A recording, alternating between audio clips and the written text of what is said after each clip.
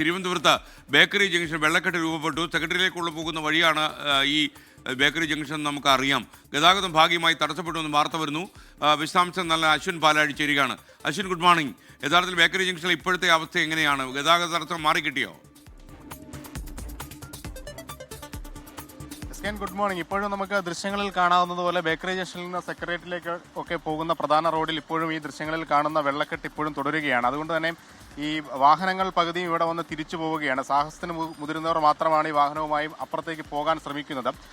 ഇരുചക്ര വാഹന യാത്രക്കാരെയൊക്കെ സംബന്ധിച്ച് അപകടകരമായ സാഹചര്യമുണ്ട്. ഈ നടുക്ക് മാത്രമാണ് ഒരു താൽക്കാലികമായെങ്കിലും ഒരു ഗതാഗതം മുന്നോട്ട് പോകാൻ കഴിയുന്ന സാഹചര്യമുള്ളത്. ഇരുവശങ്ങളിലും വലിയ ആഴമുള്ള സ്ഥലമാണ്. അവിടെ കൂടാതെ ചെളി നിറഞ്ഞു കിടക്കുകയാണ്. ഇരുചക്ര വാഹനങ്ങൾ ആ വശത്തൂടി പോയാൽ തെന്നി വെള്ളത്തിലേക്ക് വീഴുന്ന സാഹചര്യമുണ്ട്. ഒപ്പം ഇനിയിപ്പോൾ ഓഫീസ് ടൈമൊക്കെ ആകുന്ന സമയമാണ്. ഒരുപാട് ആളുകൾ അപ്പുറത്തേക്ക് സെക്രട്ടേറിയറ്റ് അടക്കമുള്ള ഓഫീസുകളിലേക്കൊക്കെ പോകാൻ പ്രധാനമായി ആശ്രയിക്കുന്ന റോഡ് കൂടിയാണ്. വെള്ളക്കെട്ട്, ഈ മഴ തുടരുന്ന സാഹചര്യത്തിൽ വെള്ളക്കെട്ട് ഇപ്പോഴും ഉയരുന്ന ഒരു അവസ്ഥയുണ്ട്.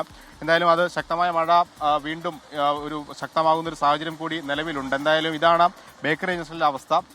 വാഹനങ്ങളുടെ ഗതാഗതം ഏകദേശം ഭാഗികമായി തന്നെ തടസ്സപ്പെട്ടിട്ടുണ്ട്. ഇങ്ങനെ ചെറിയ വാഹനങ്ങൾ മാത്രമാണ് ഇതിലെ ഇപ്പോൾ കടന്നു പോകുന്നത്. അതും അപകടകരം തന്നെയാണ് നിലവിലെ സാഹചര്യത്തിൽ.